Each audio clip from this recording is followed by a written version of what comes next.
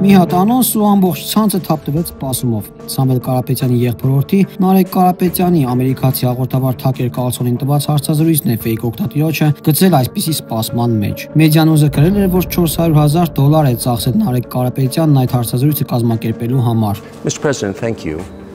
Որպեսզի չիմացողների համար պարզ լինի, Կարլսոնը հարցազրույցներ է անում հայտնի դեմքերի, երկրների ղեկավարների հետ, այդ թվում Վլադիմիր Պուտինի։ Հետսովետական այլ որևէ երկրի ղեկավարի կամ ընդդիմադիր հայտնի գործի հետ նա հարցազրույց չունի արված։ Նարեկ Կարապետյանի թիմը սակայն հերքեց լուրը, թե վերջինս Կարլսոնին փող է տվել հարցազրույցի համար։ Իդեպ հարցազրույցը հաջորդ շաբաթ է հեռարձակվելու, մինչ այդ փոքրիկ անոնս է տեղադրվել։ Իսկ այդ տեսանյութի մի փոքր հատված Նարեկ Կարապետյանի News Fake երկրպագուհին տեսել ու սիրտը խելագարվել էր։ Այս տեսանյութի մի փոքր կտորը տեսա ու սիրտս խելագարվել էր։ Սա խումբը մի տեսակ միախառնված սպասում է առանց ձայնի։ Մի պահ կռահեցի Նարեկի խոսքը ու ինքնուրույն էմոցիան զգացի։ Մի հատ անոնս ու ամբողջ ցանցը թափտվեց սպասումով։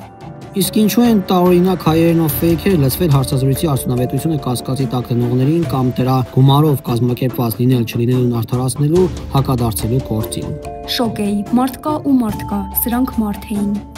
Լայվը միացրի, մտածում էի կանցկացնեմ, չկարացա։ Լայվը պահել եմ իրար հետ նորից նայենք աղջիկներով։ Աղբերս զանգեց, ասեց՝ դու լսի այդ սրտի կովներին։